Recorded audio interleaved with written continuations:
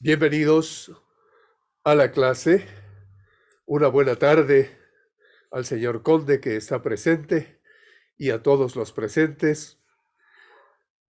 Al señor Cherres que está en otro país. También bienvenido. Gusto en saludarlos y felices Pascuas de Resurrección en este domingo, día muy especial en el que tenemos ahora nuestra clase de audición.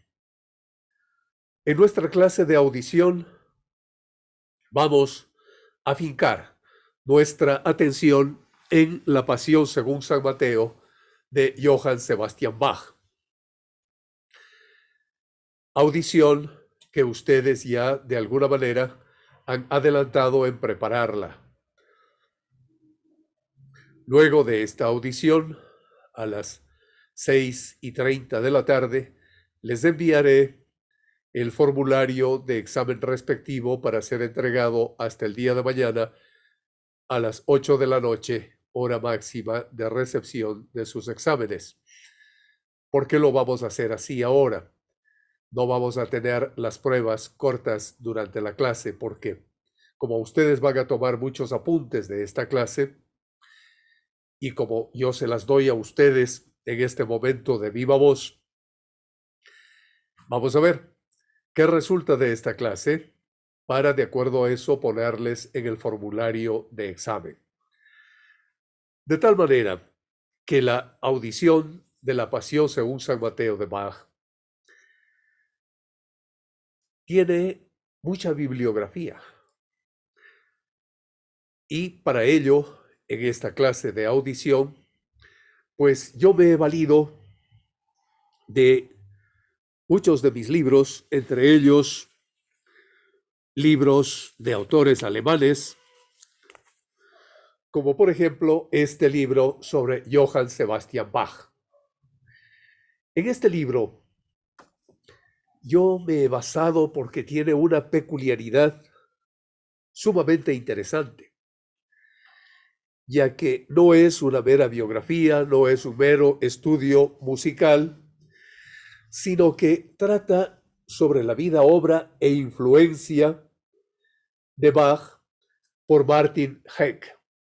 Esta vida, esta obra, esta influencia de Bach también es estudiada por Hans Neutzig en Una nueva música europea.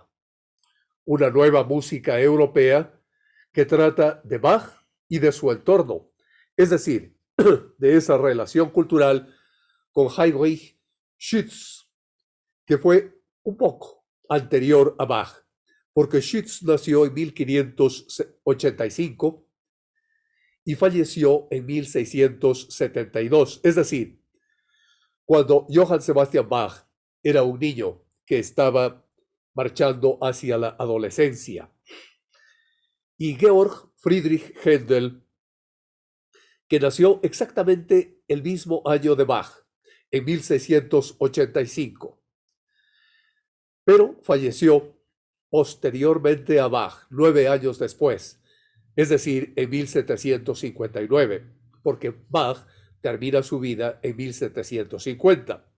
De tal manera que una nueva música europea es adecuada, este libro, para entender el fenómeno de la Pasión según San Mateo de Bach. También, por supuesto, nos basamos en la Biblia traducida por Lutero. Biblia traducida por Lutero que le servirá a Bach en sus distintas ediciones para componer la Pasión según San Mateo. Pasión según San Mateo, que la tengo en griego y en latín, en el Novi Testamenti de la Biblia greca et latina de Joseph Bober, sacerdote jesuita. Este sacerdote de la Compañía de Jesús, pues escribió este libro y, claro, le incluyó a su traducción del Novi Testamenti, y en este caso lo que tengo en mi mano es la original, es decir, la Biblia greca et latina de Joseph Bober, sacerdote de la Compañía de Jesús en el Novi Testamenti, que me es tan útil porque tenemos el Evangelio del Kata Mataion, que será en griego, y en latín el Evangelium, el Evangelio según San Mateo, que sirve de base para entender el texto de la composición musical de Bach, porque no nos olvidemos que Lutero fue un monje agustino, y al ser un monje agustino estudió perfectamente y lo mostró. Estudió exégesis bíblica y estudió en latín y en griego el Sanctum Jesu Christi Evangelium Secundum Matthaium. Ese Jesu Christi genealogia es lo que comienza con la Liber Generationis Jesu Christi Fili David, Fili Abraham, etc. Este libro perteneció a un distinguidísimo profesor mío, muy querido, el padre Ramitos, Francisco Ramos Picón, de la Compañía de Jesús. Fue mi profesor en el Filosofado San Gregorio. Él, como químico en su concentración académica, estudió ciencias experimentales, y en filosofía fue mi profesor de filosofía de la naturaleza.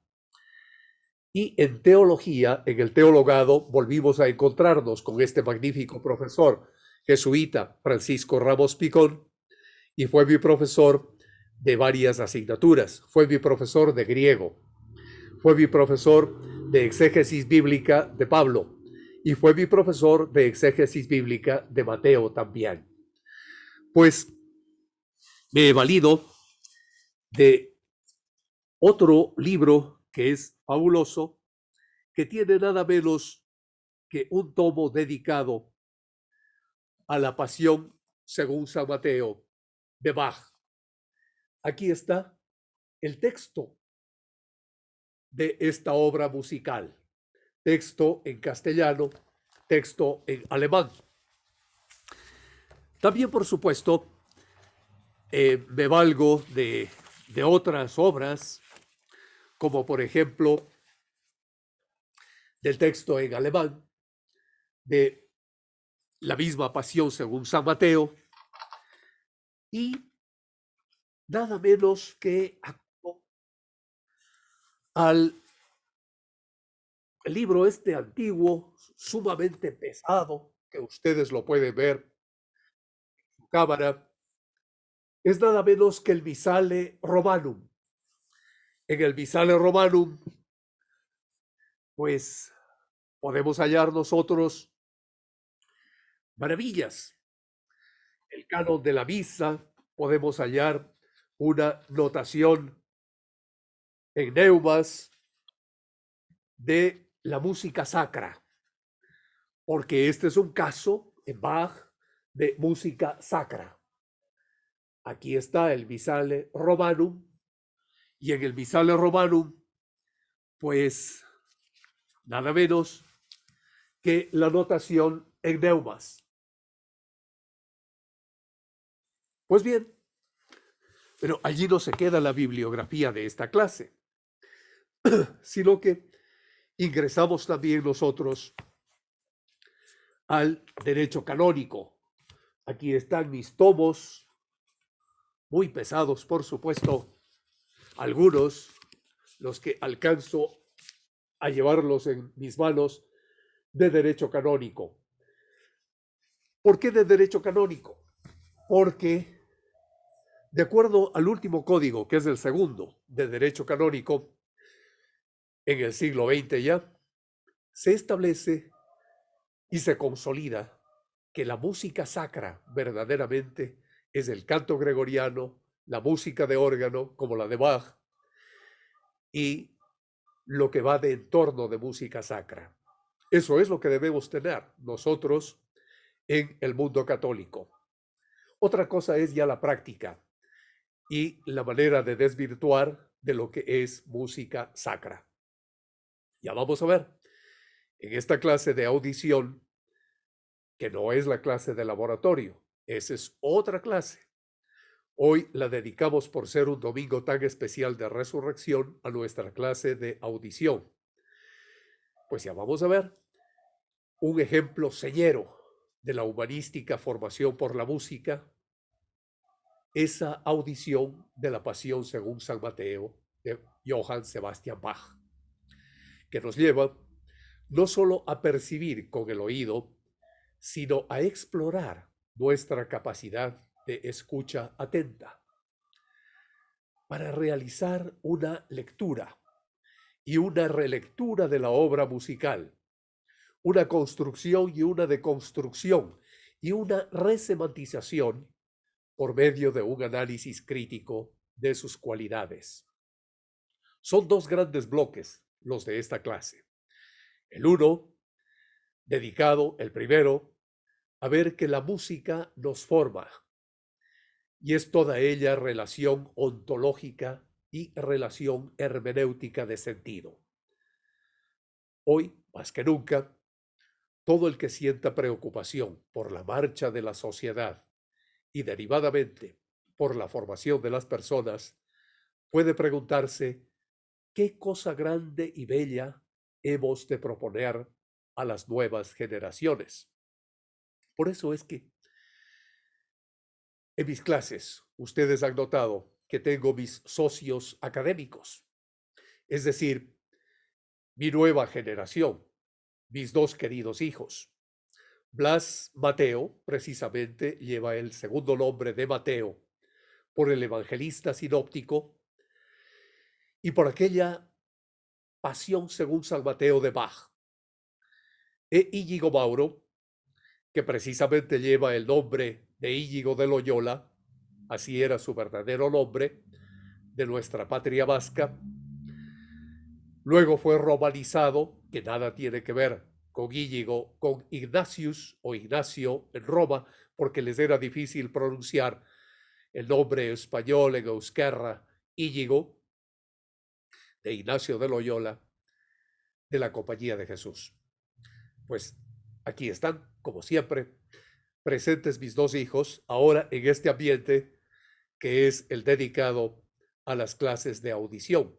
Ya no es del otro ambiente dedicado a las clases de laboratorio y el otro ambiente que ustedes también lo pueden gozar dedicado a las clases de hermenéutica, de antropología y de historia de la música. Todo esto reunido en un solo paquete, en una sola unidad, que es pensamiento musical. Y también está presente mi esposa, como siempre, quien lleva nuestra supervivencia en muchos aspectos, es decir, es quien mantiene la parte del desarrollo material de este trabajo que nosotros realizamos. Por eso, familiarmente, tiene sentido la pregunta, ¿qué cosa grande y bella hemos de proponer a las nuevas generaciones? Tiene sentido con ustedes en esta clase, porque ustedes a su vez son familias nucleares y familias ampliadas y o pertenecen a una nueva generación o persiguen nuevas generaciones. En fin de cuentas, todos nosotros somos de una sociedad y dentro de esta sociedad somos parte de la sociedad global del mundo y es nuestro deber establecer la pregunta exploratoria, ¿qué cosa grande y bella hemos de proponer a las nuevas generaciones? Una respuesta exploratoria a esta pregunta podrá darla quien se afane por incrementar su capacidad de admiración ante lo valioso. La ceguera para lo valioso nos destruye como personas. En semanas anteriores, un distinguido cursante tuvo la bondad de enviar al grupo de Messenger y dirigido hacia mí una fotografía de Albert Einstein con una guitarra eléctrica.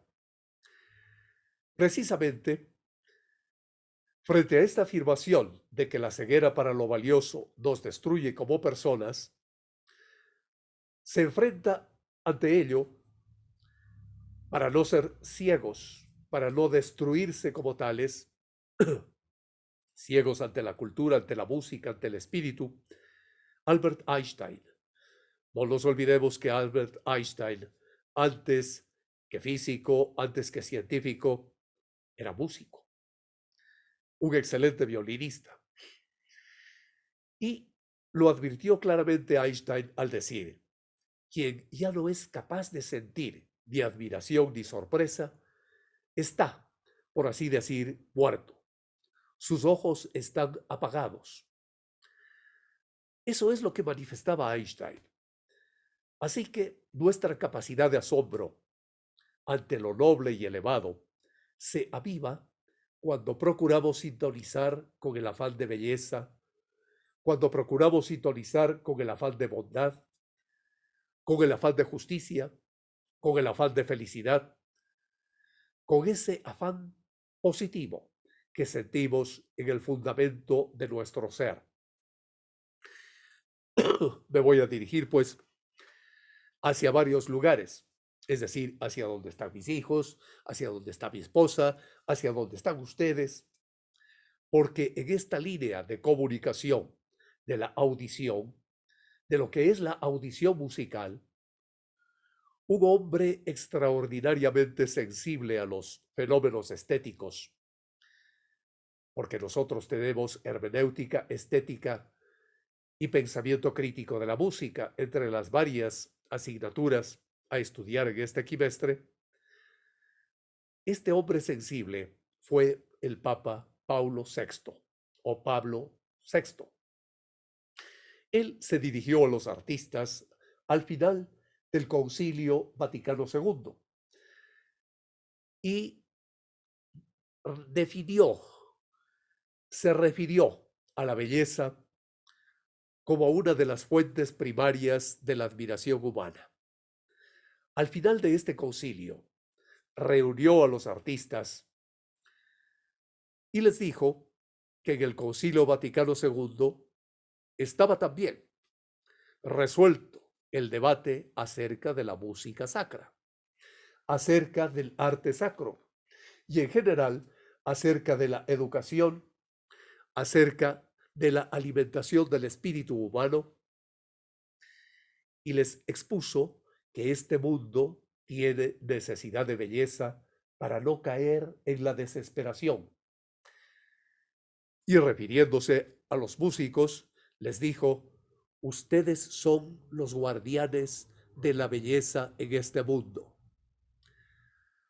Actualmente se expresa a veces que la música posee una gran capacidad formativa, pero llega a ser un tópico, porque incluso músicos de alto rango pueden correr el peligro de decirlo como un lugar común, como algo obvio, como una frase sacada al apuro para responder a una respuesta, a una pregunta, a una posición pública. Y en ocasiones no se cuidan de mostrarlo argumentadamente de forma epistemológicamente persuasiva. Es pertinente, pues, que en nuestras clases de audición exploremos de qué modo la experiencia musical promueve el desarrollo humano en sus diversos aspectos.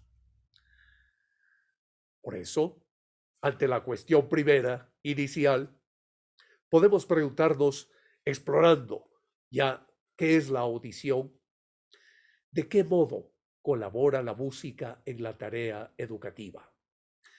Esta pregunta ya se la hacía el mundo griego clásico.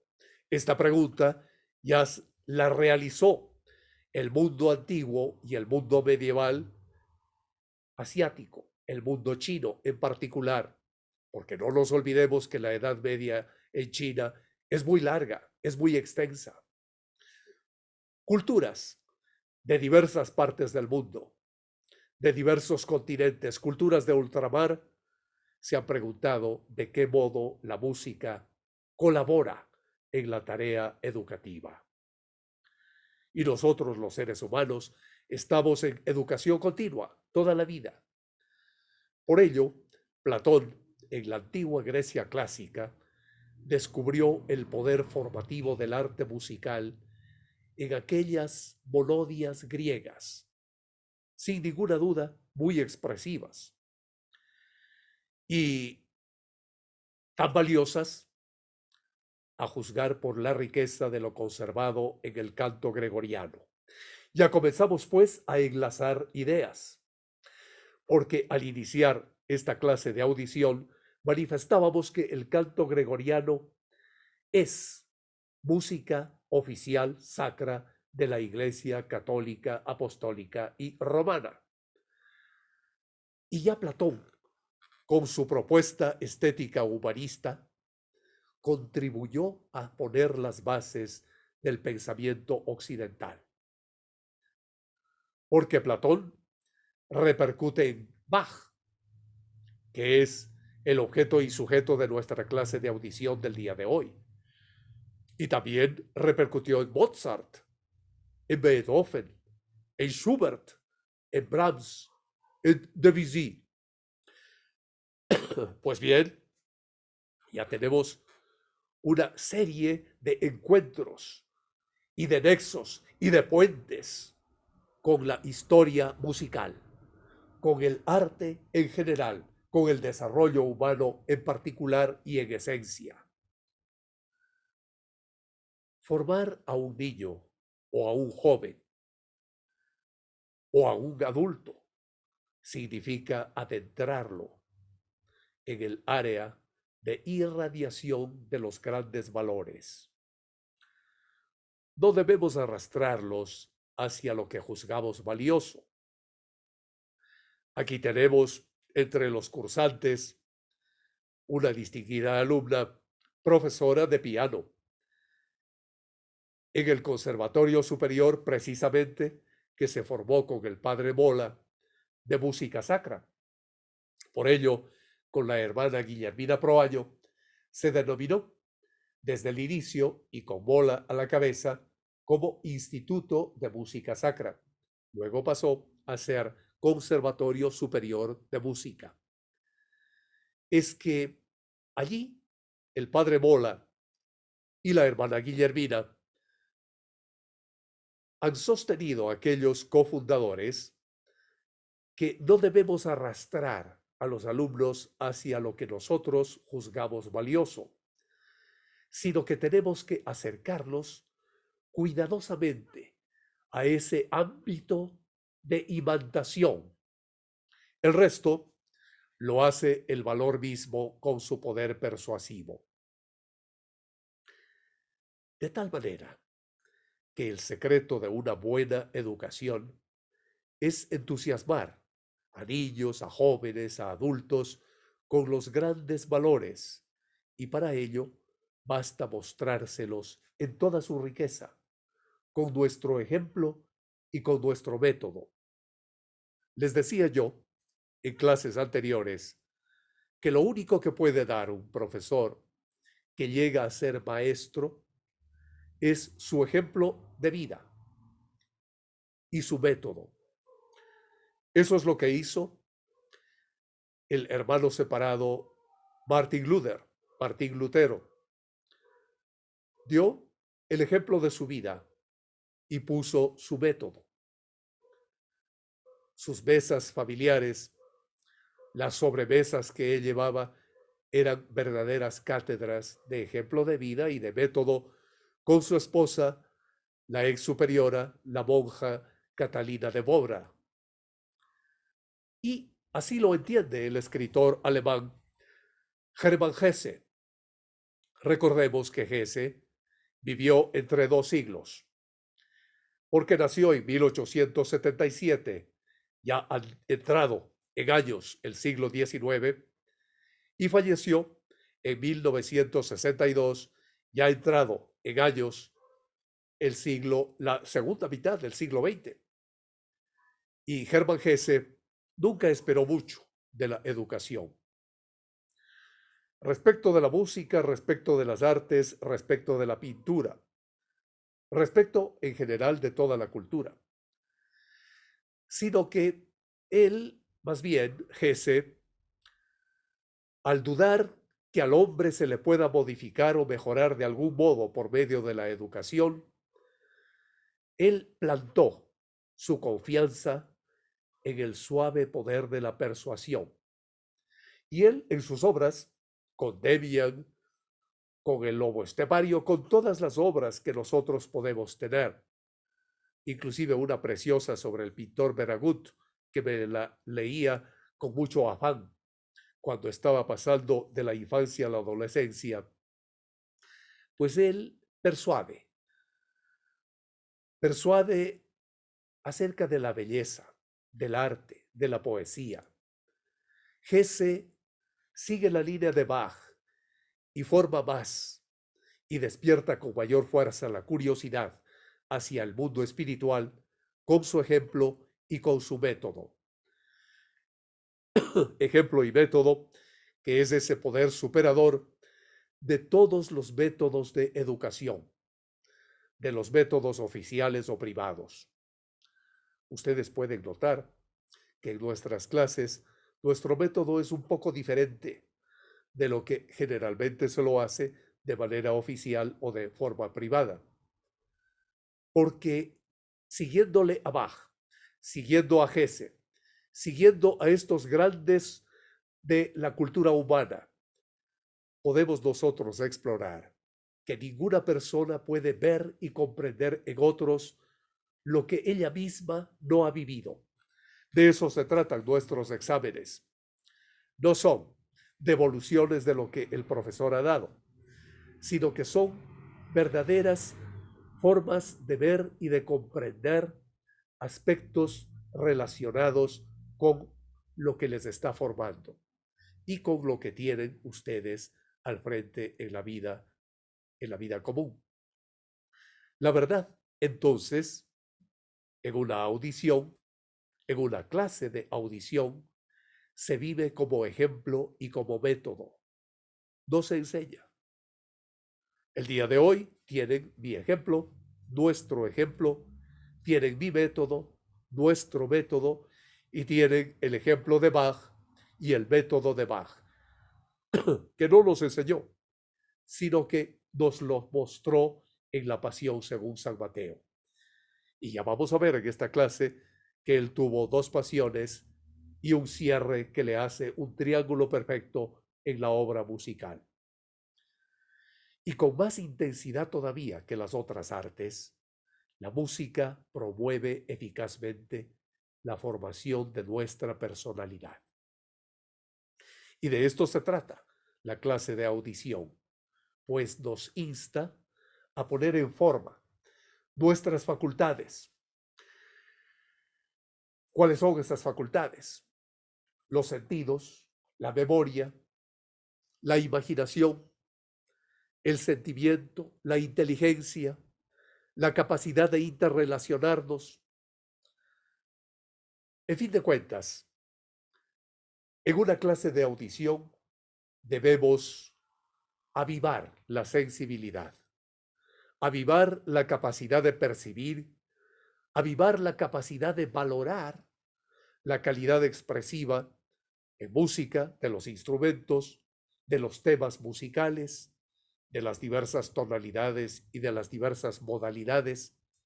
Hemos de movilizar la memoria y la imaginación a fin de captar las formas en conjunto, las melodías con sus respectivas armonías, las estructuras que vertebran las obras. Aquí tenemos distinguidos cursantes, entre ellos compositor. He escuchado sus composiciones magníficas. Me he reservado este instante para decirle, adelante, adelante en la composición. Y en esta clase de audición, le puedo decir ya con seguridad, haga un palimpsesto, como fue indicado antes, de sus obras, y encontrará nuevos caminos de composición. Pues bien, necesitamos afinar el sentimiento. Necesitamos afinar aquella capacidad de vibrar con los valores expresivos de cada obra. reflexionemos en nuestra exploración que todo cuanto nos ofrecen las obras musicales nos insta que lo asumamos activamente, es decir, de forma creativa. Nuestro curso de pensamiento musical en sí mismo es ya creativo, porque es un curso muy propio nuestro, que fue diseñado específicamente para ustedes. No es una repetición del quimestre anterior que tuve otros alumnos. Este curso está diseñado para ustedes de forma creativa. ¿Por qué? Porque la experiencia musical nos muestra nítidamente la fecundidad que encierra para nuestro desarrollo personal, el abrirnos a las realidades del entorno, que nos ofrecen siempre posibilidades creativas de diversa índole. Formarnos, pues, significa entrar en el juego de la creatividad. Significa entrar en el juego de la creación de relaciones fecundas de encuentro. Estas relaciones las cultiva intensamente la música. Antes de 2 minutos máximo separarnos de este Zoom para reconectar el nuevo Zoom de 40 minutos, me permito explicarles lo que significa aquello de formarnos entrando en el juego de la creatividad y de la creación en las relaciones fecundas de encuentro. No hay músico solitario, no hay artista solitario, no hay ser humano solitario, sino que estamos en un encuentro, en un yo y un tú, como escribió Martin Buber, el filósofo judío del siglo XX. Estamos en el juego como homo ludens, bajo la teoría dialógica del juego que es antropología filosófica. Antropología filosófica que la han desarrollado grandes filósofos contemporáneos del siglo XX. Pues ese homo ludens es el que entra en la audición. Tenemos un homo faber, un hombre que hace, tenemos un homo viator, un hombre que viaja, pero todos somos hombres que jugamos, es decir, seres humanos que vemos lo máximo de nuestra acción en el plano de la creación. Por ello, cuando se traduce literalmente interpretar un instrumento, se lo traduce como jugar.